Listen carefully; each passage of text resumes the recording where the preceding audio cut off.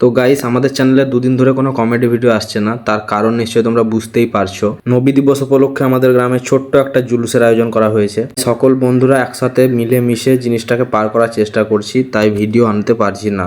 তাই তোমরা একটু অ্যাডজাস্ট করো। আমাদের এই ছোট্ট চ্যানেলে আমরা আবার দুদিনের মধ্যে ভিডিও আনবো।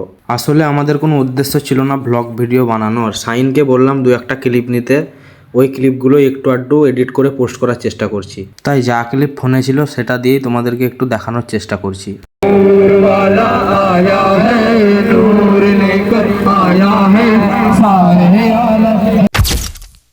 দেখো রাজবন্ধুকে কেমন গরম লাগছে।